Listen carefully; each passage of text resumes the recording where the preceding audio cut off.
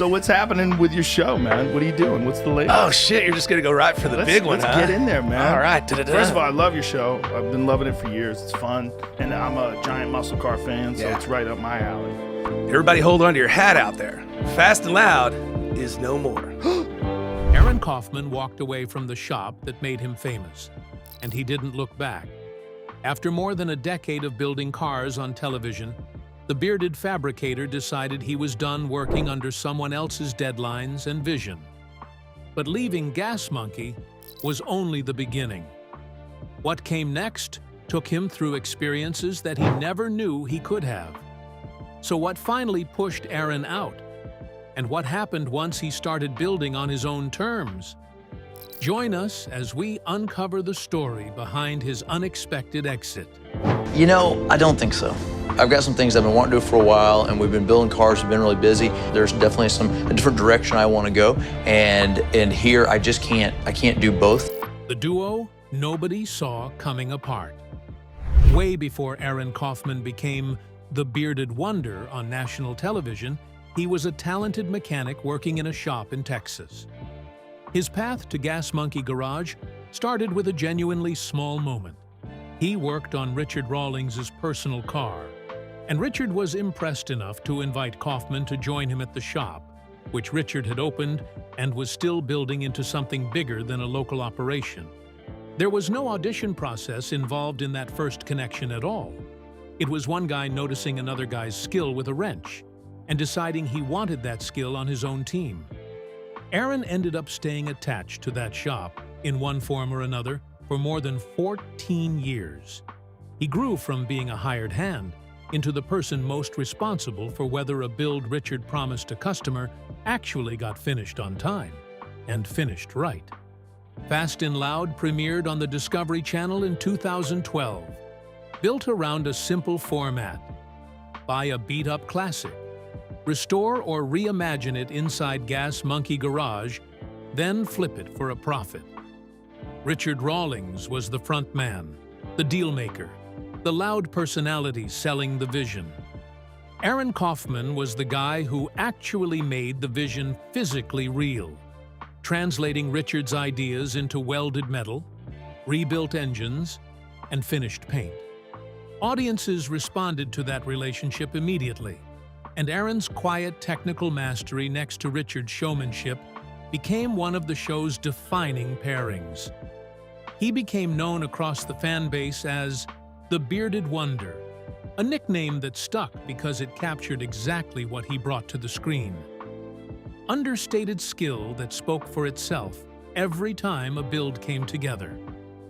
The show turned into one of Discovery's flagship hits, running for well over a decade and spawning spin-offs, live tours, and a genuine subculture of fans who tracked every build the way sports fans track a season. That popularity made what happened a few seasons later all the more shocking for the people watching at home, especially since nothing about the show's marketing had signaled that a change of this magnitude was coming. According to a report, speculation about a possible breakup between Aaron and Richard had actually been circulating among fans and entertainment writers for months before it was confirmed on screen. Gas Monkey Garage had been built and marketed around the two of them as a duo. That same coverage noted Richard pushed back publicly on the idea that the shop was really just a two-person operation, insisting instead that Gas Monkey Garage is not one person, it's not two people, it's a team. That statement, issued while the rumor mill was still churning, reads now like an early attempt to manage expectations before the official news broke, reassuring fans that whatever happened between the two headline names, the shop, and the show built around it, would keep moving forward regardless. Then it stopped being a rumor. Season 12 of Fast and Loud is where longtime viewers first learned that Aaron Kaufman was stepping away, and the reveal landed with the kind of force reserved for a genuine surprise, rather than a storyline anyone had actually seen coming, rumors or not. Aaron had been such a fixture of the show's identity that his absence changed the entire chemistry the series had spent years building. Fans who had watched him quietly out-engineer every problem the shop threw at him for over a decade suddenly had to reckon with a version of Gas Monkey Garage that didn't include him at all. Social media reaction in the days following the announcement reportedly ranged from confusion to outright disbelief, with longtime viewers debating whether the show could even function without the mechanic most of them credited for actually building the cars Richard sold. However, the show didn't collapse, and Richard made sure everyone knew the shop would keep running. But the on-screen dynamic that had defined the series for years was permanently altered.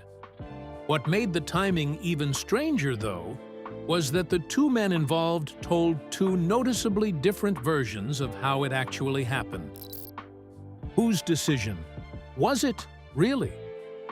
According to a blog post Richard published on the Gas Monkey Garage website, the decision to leave came entirely from Aaron's side, and Richard insisted he had nothing to do with it.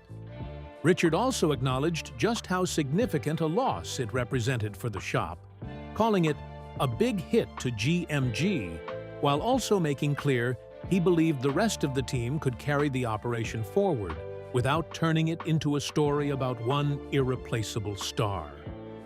He was careful to frame the shop as a collective effort rather than a two-person show, pointing to the crew of mechanics, fabricators, and painters who had helped build every car that ever left the building. Aaron's own explanation, when he finally gave one, sounded far more restless than resentful.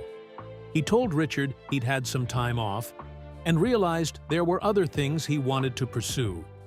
Other projects calling to him that Gas Monkey Garage's format simply couldn't accommodate. He had spent over a decade inside one creative box and had finally decided he wanted to build outside its walls, on his own schedule, without a network calendar dictating when a project had to be finished. Several entertainment outlets that examined the departure described the exit as the product of a combination of personal and professional differences layered on top of a very concrete practical problem. Aaron wanted to work on bigger, more ambitious project cars than the show's time and budget constraints could support. There's also the simple grind of the environment itself to consider.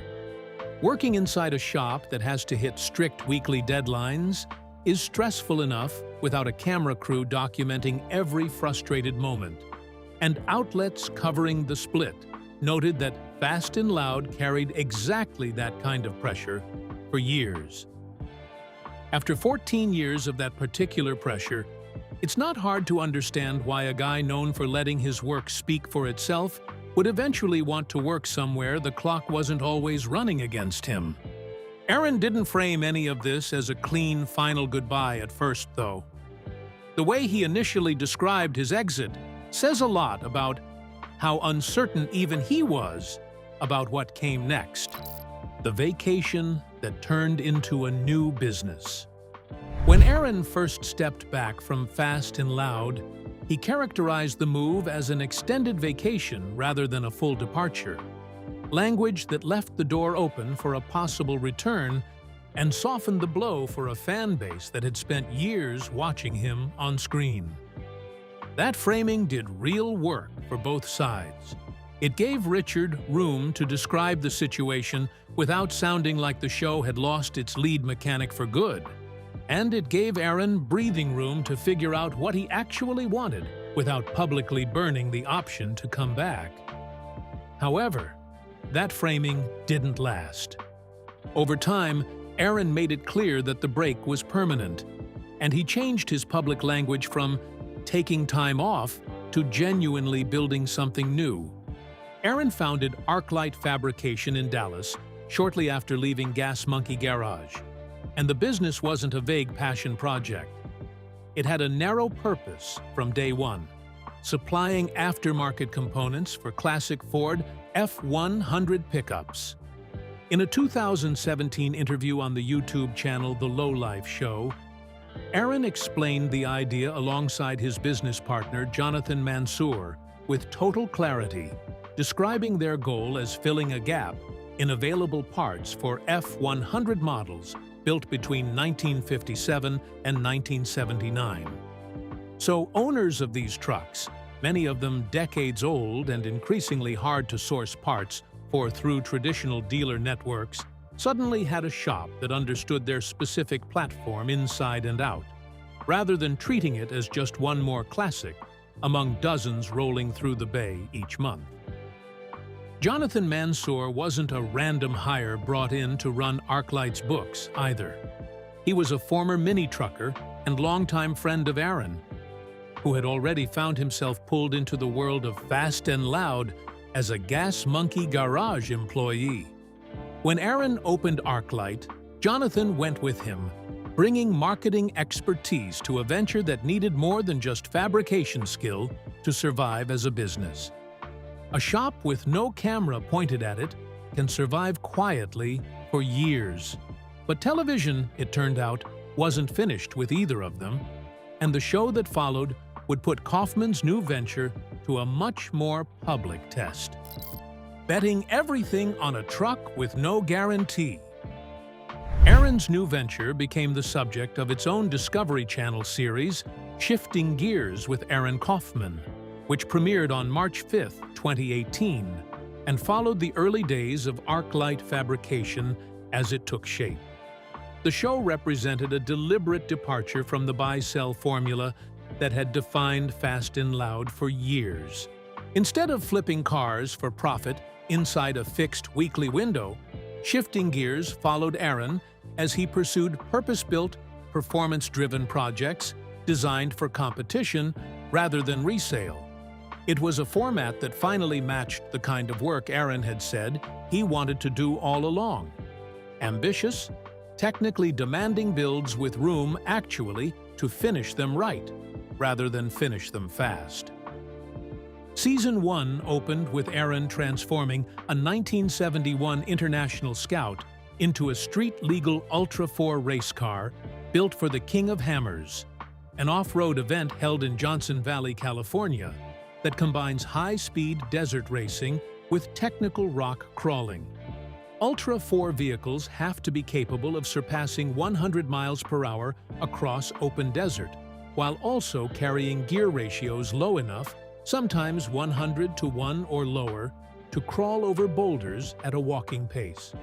Building a single vehicle capable of both extremes is a genuinely difficult engineering problem, and was exactly the kind of technically demanding, unconventional project he'd said the old format couldn't accommodate. And it signaled right out of the gate that Shifting Gears wasn't just going to repeat the restoration formula Aaron had already mastered somewhere else. Then came the bigger test.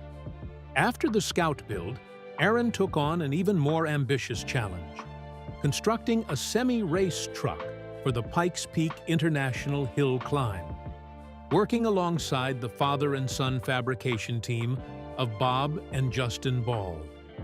Building a competition semi from the ground up is a wildly different engineering exercise than anything Aaron had ever tackled. The build came together against a real deadline, and the team reportedly finished the seemingly impossible project just in time for race day in Colorado Springs, arguments and all. Then, the most unexpected thing happened.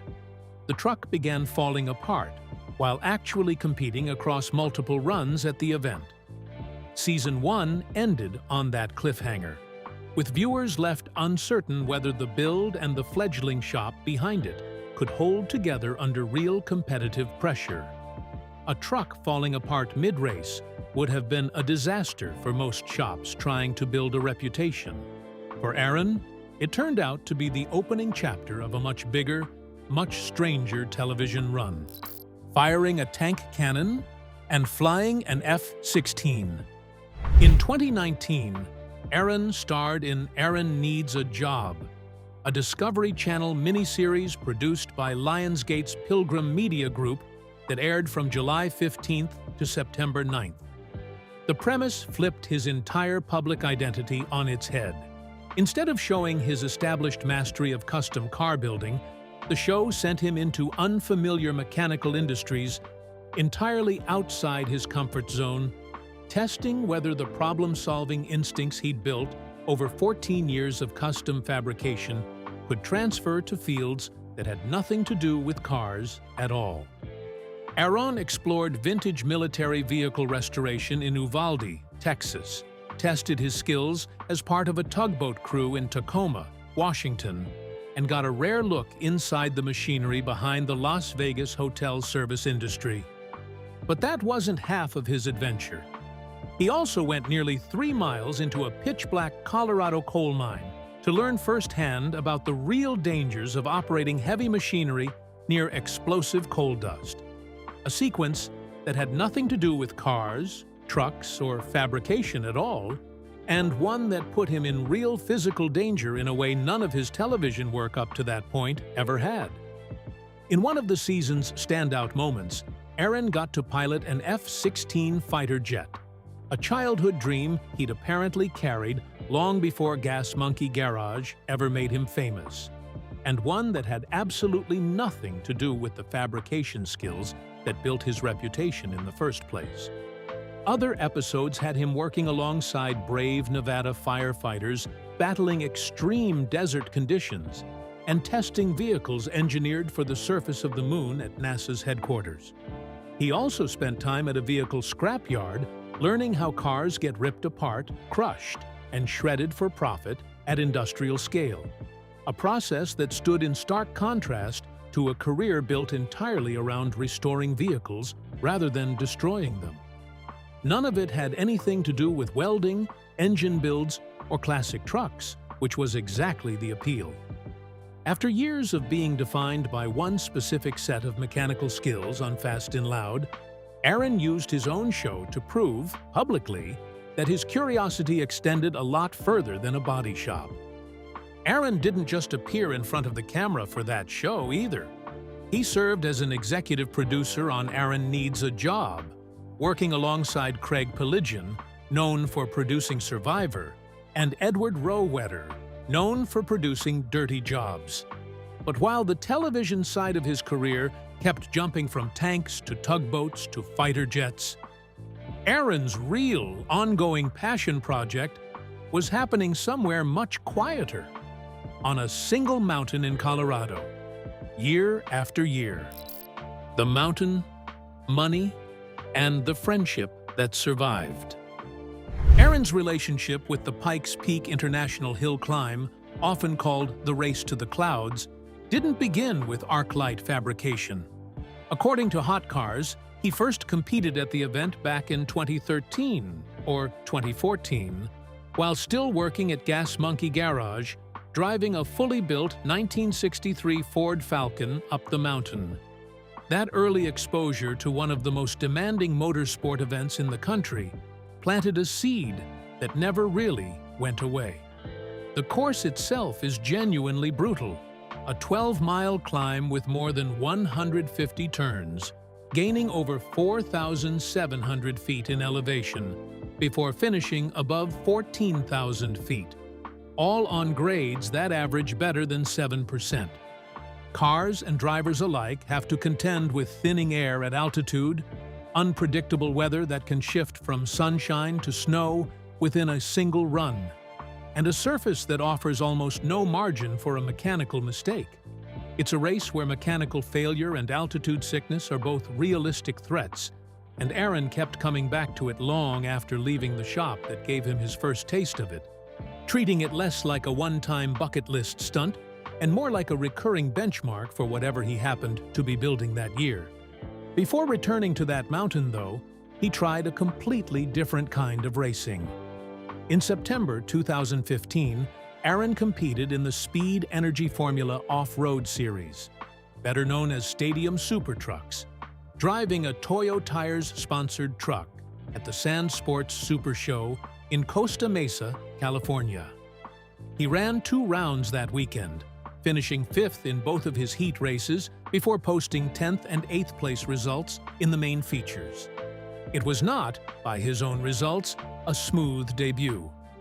During one race, his truck partially climbed onto a K-rail barrier, and afterward, fellow driver Robbie Gordon joked that it was some of the best, worst driving he had ever seen from the Toyotiri Sentry.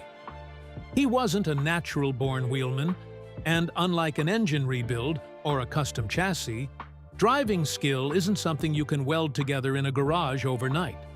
But he kept showing up anyway, treating competitive driving as another mechanical problem he was determined to solve through repetition rather than natural talent. In 2022, Aaron returned to Pikes Peak for its landmark 100th running, competing behind the wheel of a modified 1949 Ford F1 nicknamed Old Smoky. That centennial edition of the event carried extra significance given the truck's vintage roots, and Aaron's participation tied together two threads of his career at once: his ongoing Ford truck specialization through ArcLight and his personal history with one of motorsport's most punishing courses. What Aaron built kept growing long after the cameras moved on. Years after shifting gears left the air, ArcLight Fabrication kept operating and kept its focus locked on high-performance Ford truck projects. Aaron also became a brand ambassador for MagnaFlow, the aftermarket exhaust systems company, appearing on the company's own podcast, The MF Show, to discuss how his competition experience, from stadium super trucks to Pikes Peak, shaped his approach to building and driving vehicles. Reports have also pointed to a newer project centered on America's most famous stretch of highway, Route 66, suggesting his ambitions have grown well beyond individual truck builds sold out of a Dallas shop. Today, Aaron's net worth is estimated at roughly $8 million, a figure that, if accurate, shows just how far he'd come from a mechanic who once worked out from under a single car in a Texas garage. So, was Aaron Kaufman's exit from Gas Monkey Garage a risk that could have easily gone the other way? Or was it always the inevitable next step for a fabricator who had simply outgrown the format that made him famous? Let us know in the comments below. Remember to like, share, and subscribe for more. And check out the next video showing on your screen. You will enjoy it.